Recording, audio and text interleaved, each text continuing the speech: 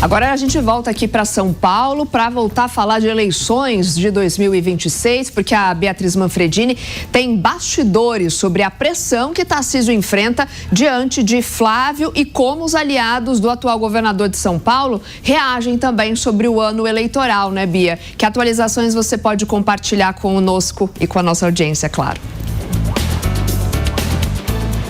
Soraya, muita coisa aconteceu de ontem para hoje. Eu estava ouvindo já vocês comentando aí durante essa edição do Jornal da Manhã. Michele Bolsonaro repostou um vídeo de Tarcísio de Freitas criticando mais uma vez, alfinetando ali o governo federal, o governo atual. No mesmo sentido, ontem veio à tona aquela reunião de Felipe Sabará, coordenador da campanha de Flávio Bolsonaro com Tarcísio, falando sobre essas pressões e esse apoio, então, que eles vêm pedindo de Tarcísio a Flávio. E no meio de toda, então, essa repercussão, eu fui conversar com alguns aliados e um membro do alto escalão do Palácio dos Bandeirantes me disse, sob reserva, que Tarcísio não deve ceder a essas pressões e que se colocar Flávio no palanque, né, esse cenário atual eleitoral se desenhando mesmo como está agora lá para frente, isso deve ocorrer só a partir do meio do ano, lá para junho, ou seja, só quando a campanha eleitoral efetivamente começar.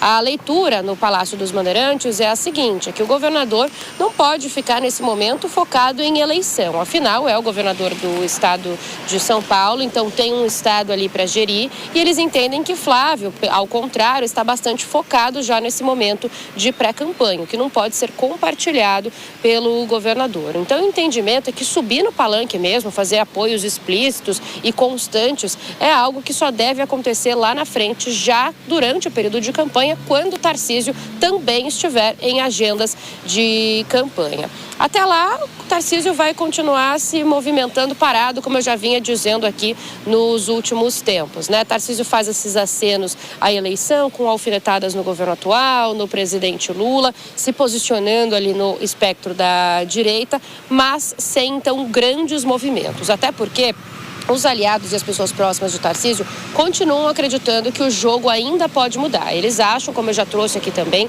que depois do carnaval, Flávio Bolsonaro pode retirar essa candidatura. E um dos indícios seria, por exemplo, que até agora o PL não indicou ninguém para a vaga dele ao Senado Federal pelo Rio de Janeiro. Eles entendem que poderia existir uma leitura, não do tipo Flávio desistiu, até porque ele vem dizendo mesmo que não vai desistir e não vai recuar, mas que Bolsonaro, o ex-presidente Jair Bolsonaro, pediria então para que ele cedesse o lugar a Tarcísio, que haveria uma troca mais combinada do que uma desistência, para não ficar tão forte esse aceno que foi feito ao público bolsonarista, a esse eleitorado.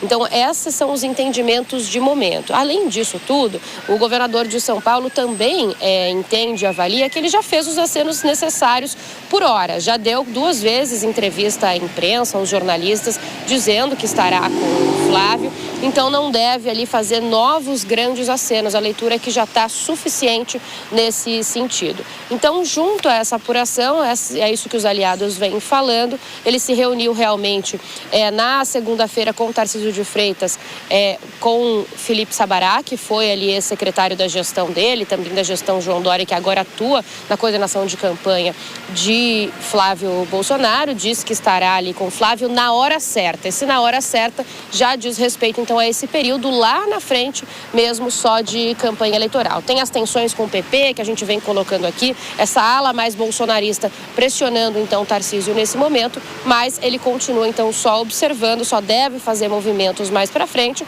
e, enquanto isso, segue aí ganhando o apoio. Essa publicação de Michele Bolsonaro, do vídeo de Tarcísio nas redes sociais, foi lida aí como um teste de Michele querendo ver a popularidade de Tarcísio e demonstrando algum apoio depois ela ter desavenças, inclusive, com os filhos do ex-presidente. Soraya.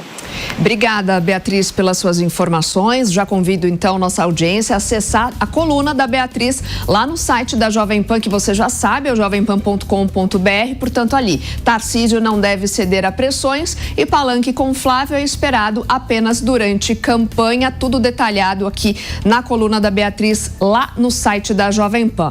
Vamos chamar aqui nossos comentaristas mais uma vez, Deise. Bom, então a gente nem precisa esperar uma manifestação por agora de Tarcísio de Freitas diante dessa declaração de Flávio Bolsonaro. Você vê que seria melhor, né, para a direita até um cenário mais conveniente que tivesse alguém à frente e que fosse da família de Bolsonaro? E aí a gente lembra que tem a Michele. Você vê ela performando um pouco melhor que Flávio? Soraya, as pesquisas elas indicam o nome da Michele como alguém forte numa disputa presidencial, mas a última pesquisa divulgada, ela coloca inclusive o nome do Tarcísio como alguém no mesmo patamar para disputar com o presidente Lula, né? Isso é um indicativo daquilo que a gente já vem falando aqui na Jovem Pan, de uma eleição onde vai ser necessário que se mostre um pouco de gestão, um pouco para dizer o mínimo aqui. A questão do Tarcísio, por enquanto, ele permanece numa situação confortável, porque se ele tentar a reeleição para o estado de São Paulo, como o Diego falou num comentário anterior aqui, é praticamente um passeio para ele. Se ele for para a presidência da República, não vai ser nenhuma desvantagem, porque ele já sai bastante competitivo. Então, até o momento de se decidir quem que vai ser esse nome da direita, se vai ser o Flávio Bolsonaro ou se vai ser o Tarcísio continua numa posição confortável. O Flávio não. O Flávio ele precisa fazer essa articulação, ele precisa conseguir os partidos do centro que já disseram que preferiam o Tarcísio. Então, a posição desconfortável nesse momento, ela está com o Flávio. Então, até o período eleitoral, até a indicação realmente dos nomes, eu acredito que o Tarcísio deva continuar nesse morde e assopra, mais para frente eu indico o nome, eu faço o apoio que for necessário, se ele não for o nome, mas o desconforto, por enquanto, ele fica com Flávio Bolsonaro.